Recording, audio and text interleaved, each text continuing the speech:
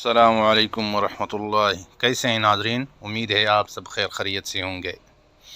ایک بادشاہ نے کسی بات پر خوش ہو کر ایک شخص کو یہ اختیار دیا کہ وہ سورج غروب ہونے تک جتنی زمین کا دائرہ مکمل کر لے گا وہ زمین اس کو الاٹ کر دی جائے گی، اور اگر وہ دائرہ مکمل نہ کر سکا اور سورج غروب ہو گیا تو اسے کچھ نہیں ملے گا۔ یہ سن کر وہ شخص چل پڑا۔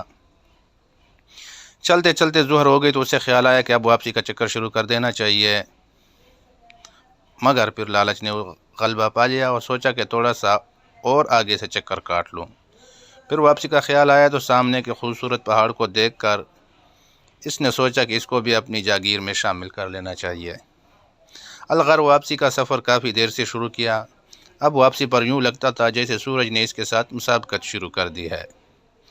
وہ جتنا تیز چلتا پتہ چلتا سورج بھی اتنا ہی جلدی ڈل رہا ہے۔ عصر کے بعد تو سورج جلنے کی بجائے لگتا تھا پگھلنا شروع ہو گیا ہے۔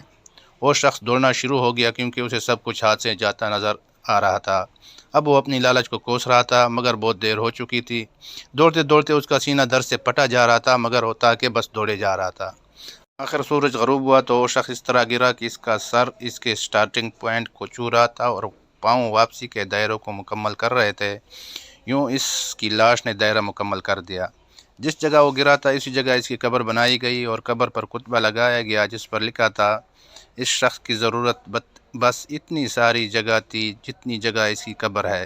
اللہ پاک نے بھی اسی طرف اشارہ کیا ہے، والعصر ان الانسان لفی خسر۔